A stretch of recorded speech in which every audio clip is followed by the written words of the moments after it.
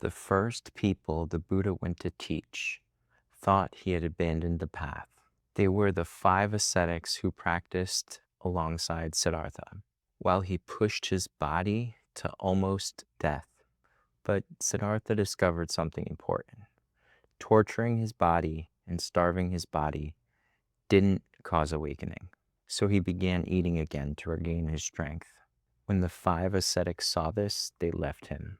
They believed that he had given up. But Siddhartha had not abandoned his search. He abandoned an extreme that clearly didn't work. After awakening beneath the Bodhi tree, the Buddha traveled to Deer Park at Isipatana, where the 5 ascetics were staying. When they saw him approaching, they all agreed they weren't going to acknowledge him. But as he came closer, something about him had clearly changed. One of them took his bowl and robe. Another prepared a seat. Then the Buddha gave his famous teaching that has been known as the Dhammacakkappavattana Sutta, translated as setting in motion the Wheel of Dhamma.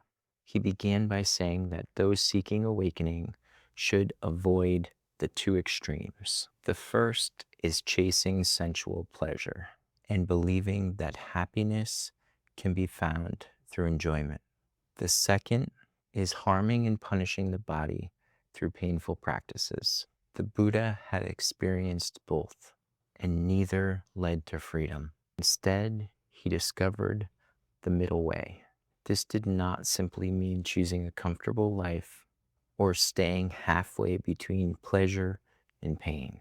It meant following a path that produces understanding, peace, awakening, and nibbana, complete and total freedom from suffering. That middle way is what's known as the Noble Eightfold Path. Right view, right intention, right speech, right action, right livelihood, right effort, right mindfulness, and right concentration. The Buddha then revealed the 4 noble truths. The first truth is that there is dukkha. Dukkha includes obvious suffering, but it also means that the things that we depend on for happiness cannot remain exactly as we want them to. Birth, aging, illness, and death bring suffering. Sorrow, pain, grief, and despair bring suffering. Being separated from what we love is suffering. Being forced to face what we dislike is suffering. And not getting what we want is suffering. In short, we cling to the body, feelings, perceptions, mental activities, and consciousness as me or mine, and suffering follows. The second truth is the origin of dukkha, craving. We crave pleasant experiences. We crave obtaining something or becoming someone. And sometimes we crave escape, destruction, or non-existence. The third truth is that dukkha can cease or end, the cessation of suffering.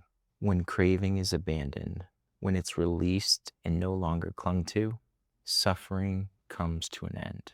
The fourth truth is the way leading to that end, the same Noble Eightfold Path the Buddha had already described. But the Buddha was not merely asking the 5 ascetics to believe these statements.